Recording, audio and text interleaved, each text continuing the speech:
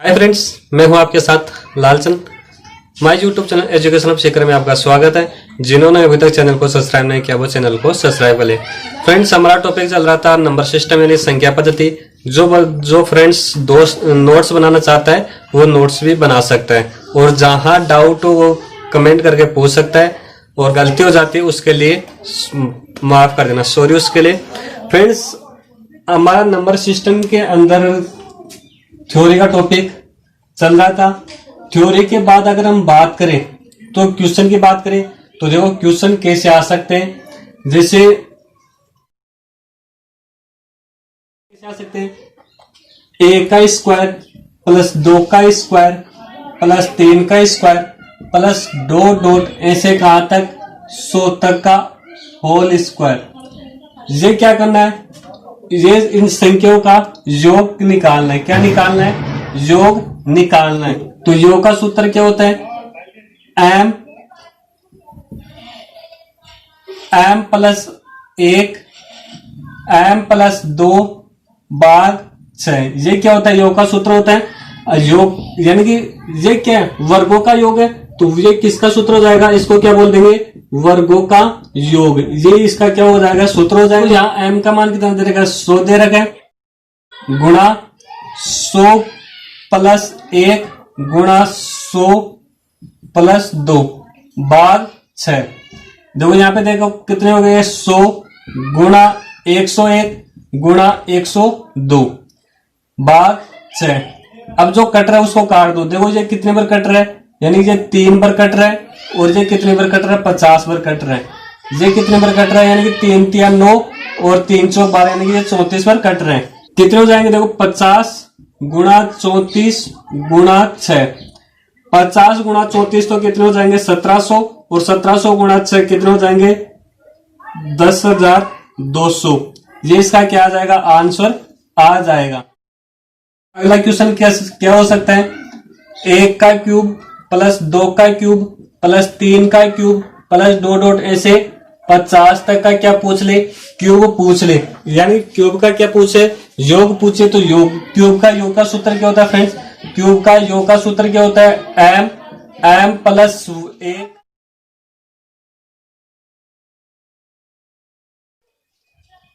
Whole square.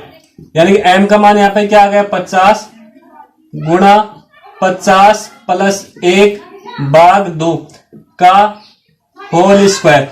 देखो कितने हो जाएंगे? 50 गुणा 51 भाग 2 का होल स्क्वायर।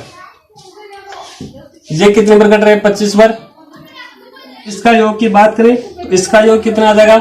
15 25 625। ये इसका क्या आ जाएगा? आंसर आ जाएगा। फ्रेंड्स, हमारे पास देखो 1 2 3 4 5 6 7 8 9, ये क्या दे रखे? कोई एक संख्या दे रखे हैं। अब जो ये संख्या दे रखी है इसके ऊपर क्वेश्चन कैसे आते हैं कि मान लो कि फ्रेंड्स यहाँ पे ये 5 दे रखे हैं, तो इस 5 का क्या पूछ ले? स्थानीय मान पूछ ले, स्थानीय मान। तो अब हमारे को क्या करना है? इस 5 का क्या निकालना है? स्थानीय मान निकालना है। तो जो हम स्थानीय मान निकालते हैं वो कैसे निकालते हैं? यानी जिस संख्या का पूछ रहा है वो उस संख्या के आगे कितनी संख्या दे रखी है उस तरह क्या लगा दो, उसके आगे 0 लगा दो। देखो यहाँ पे क्या पूछ रहा है? 5 का स्थानीय मान, तो यहाँ पे 5 लिख दो। अब इसके आगे कितनी संख्या? 1 2 3 4, तो इसके आगे क्या लगा दो? 4, 0 लगा दो। ये क्या हो जाएगा? 5 का स्थानीय मान। मान लो कि हमारे के पास क्या पूछ रहा है? 7 का पूछ रखा है, तो 7 का स्थानीय मान यानी कि 7 का स्थानीय मान निकालिए। तो 7 का स्थानीय मान कितना हो जाएगा? ऐसे 700 हो जाएगा। एक तो होता है स्थानीय मान, और दूसरा क्या होता है? वास्तविक मान। दूसरा क्या होता है? वास्तविक मान। तो वास्तविक मान निकालते वो कैसे निकालते हैं? यानी वास्तविक मान, या इसको क्या बोलते हैं? नेज मान।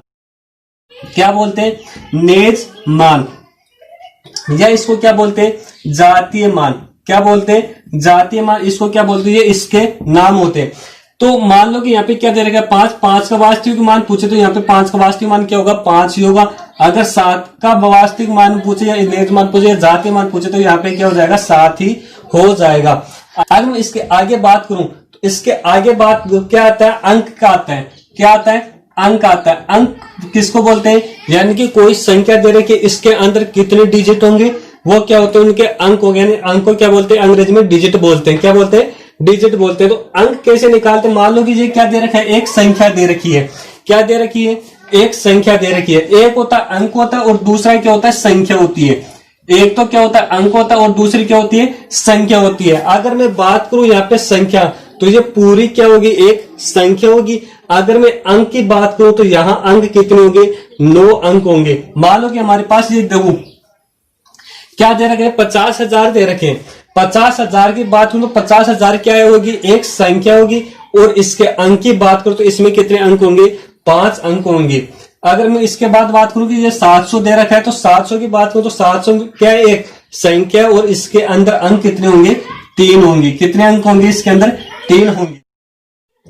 ये क्या होते हैं? अंक होते हैं। अगर मैं बात करूं सबसे पहले तो क्या लिख दो? सबसे बड़ी संख्या। सबसे बड़ी संख्या।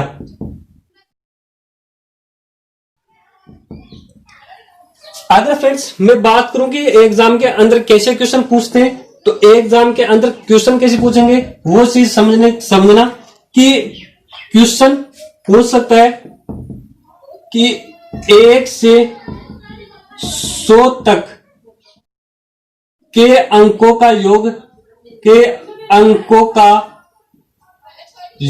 कितना होगा? एग्जाम में कैसे क्वेश्चन पूछते हैं? 1 से 100 तक के अंकों का योग कैसे होगा? सबसे पहले बात करेंगे एक अंक की संख्या कितनी होगी, 2 अंकों की संख्या कितनी होगी, 3 अंकों की संख्या कितनी होगी। आगे यानी कि जैसे जैसे संख्या बढ़ती जाएगी उनके अंक भी क्या होते जाते हैं? बढ़ते जाते हैं। यानी कि अब बात करें जैसे एक है, एक के अंदर कितने अंक है? सिर्फ एक है। 2 के अंदर भी कितने अंक है? 1 अंक है। 3 के अंदर भी कितने अंक है? 1 अंक है। अगर इसके आगे बात करूं 11 की बात, 11 के अंदर संख्या तो कितनी है? 1 है, लेकिन अंक कितने होंगे? इसमें 2 होंगे। 12 में क्या होंगे? अंक संख्या तो 1 है, लेकिन अंक कितने होंगे? 2 होंगे। तो ऐसे कुल कितने अंक होंगे? ये चीज कैसे निकाले? इसका इजी तरीका है कि सबसे बड़ी संख्या या लिख दो सबसे छोटी संख्या, सबसे छोटी संख्या, और यहां लिख दो कुल संख्या। कुल संख्या देखो सबसे बड़ी संख्या एक अंक की सबसे बड़ी संख्या कौन सी होती है? 9 होती है। एक अंक की सबसे बड़ी संख्या कौन सी होती है? 9 होती है। और सबसे छोटी संख्या क्या होती है? 1 होती है। तो इसमें कुल संख्या कितनी होंगी? 9 होंगी। कितनी होंगी? 9 होंगी। 2 अंकों की बात करूं, 2 अंकों की सबसे बड़ी संख्या कौन सी होती है? 99 होती है। और सबसे छोटी संख्या क्या? 10 होती है। क्या होती है? 10 होती है। तो इनमें कुल कितने अंक होंगे? यानी कुल कितनी संख्या होंगी? तो कुल कितनी संख्या होंगी? यानी कि 99 और 10 से आगे और 99 से पहले कुल कितनी संख्या होंगी? 90 होंगी। अगर मैं बात करूं 3 अंकों की संख्या की बात करूं तो 3 अंकों की सबसे बड़ी संख्या क्या होती है? 999। और सबसे छोटी संख्या क्या होती है? क्या हो जाएगी? 100 हो जाएगी। तो कुल संख्या यहाँ पे कितनी हो जाएंगी? 900 हो जाएंगी। अगर मैं 4 अंकों की बात करूं, कितने अंकों की बात करूं? 4 अंकों की बात करूं तो 4 अंकों की सबसे बड़ी संख्या तो क्या हो जाएगी? 9,999। और सबसे छोटी संख्या क्या हो जाएगी? 1000 हो जाएगी। और कुल संख्या कितनी हो जाएगी? 9 के आगे 3 0 लगा दो। यानी कहने का मतलब अगर हम संख्या निकालने की कितनी संख्या होंगी इनके बीच में, तो कितनी संख्या होंगी? देखो एक अंक की है तो कितनी होंगी? 9 होंगी। 2 अंकों की तो कितनी होंगी? 90 होंगी। और 3 अंकों की तो कितनी संख्या होंगी? 900। और 4 अंकों की तो कितनी हो जाएंगे? 9000 हो जाएंगी संख्या। ऐसे आगे हम जितने अंक लेते जाएंगे यहाँ पे उतने के, यानी 9 के आगे उतने क्या लगाते जाएंगे? 0 लगाते जाएंगे। देखो इसके अंदर अगर मैं क्वेश्चन की बात करूं, क्या है क्वेश्चन? 300 अंकों की एक पुस्तक है। इस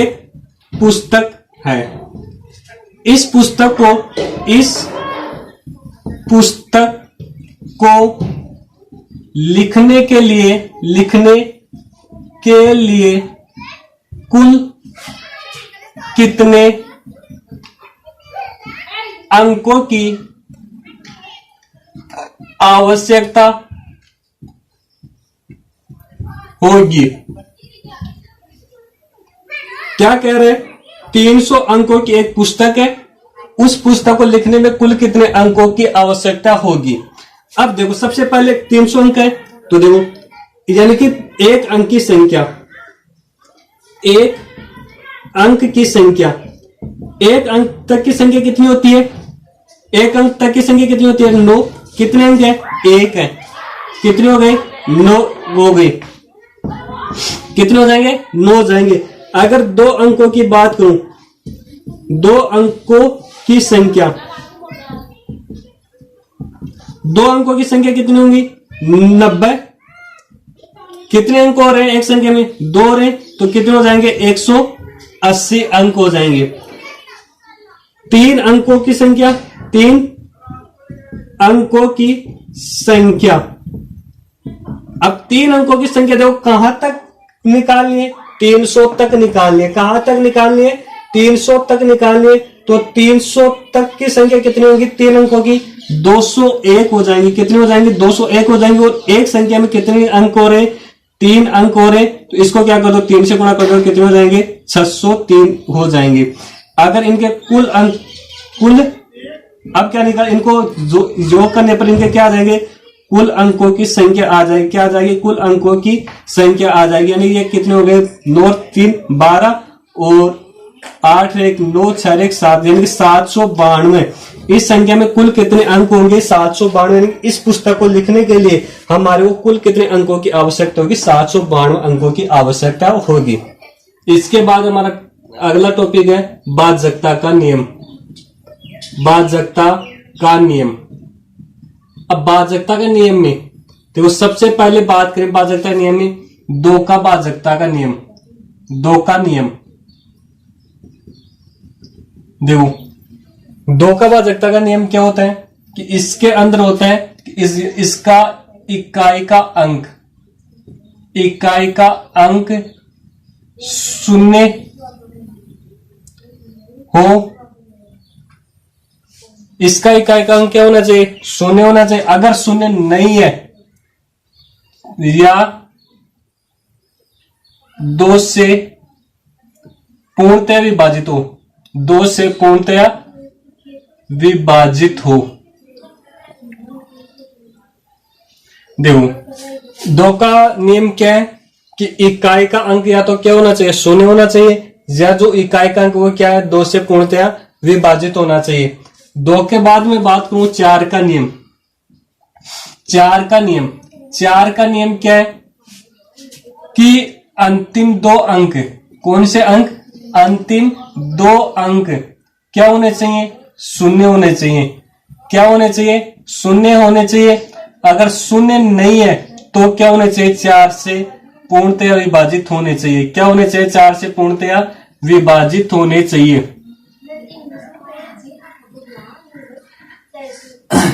देखो जो 2 का नियम है वही क्या 4 का नियम है। 2 के अंदर क्या है, इकाई के अंक है, 4 के अंदर क्या होंगे, अंतिम 2 अंक होंगे। ठीक है।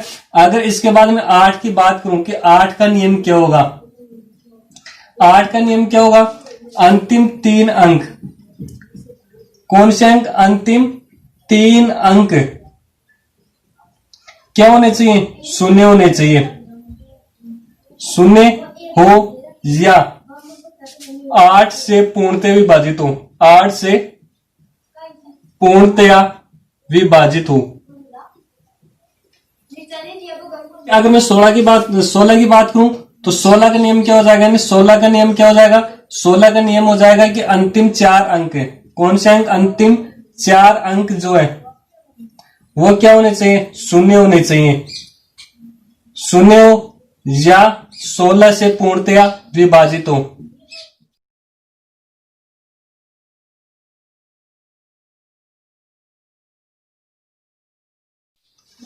सोलह का नियम क्या है, यानी कि अंतिम 4 अंक क्या हो, 0 होने चाहिए या फिर क्या होना चाहिए, 16 से पूर्णतः विभाजित होने चाहिए। अगर मैं इसके बाद बात करूं 5 का नियम, किसका नियम, 5 का नियम। 5 का नियम क्या होगा, जिसका इकाई का अंक, इकाई का अंक 0 या 5 हो।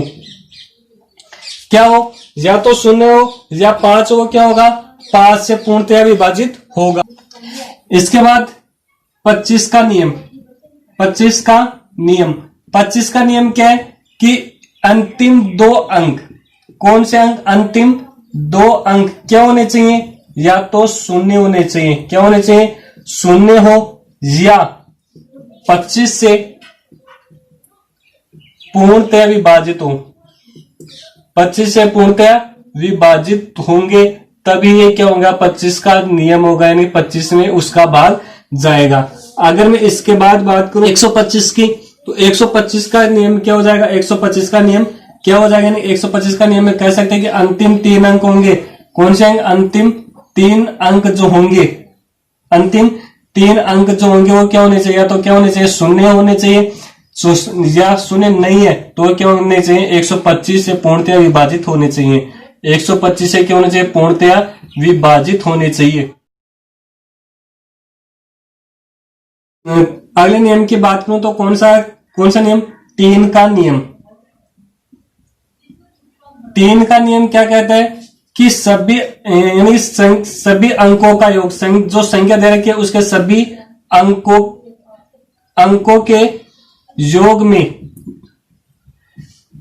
यानी जो अंकों का, सभी अंकों का योग 3 से पूर्णतः विभाजित होना चाहिए। 3 से पूर्णतः विभाजित होना चाहिए।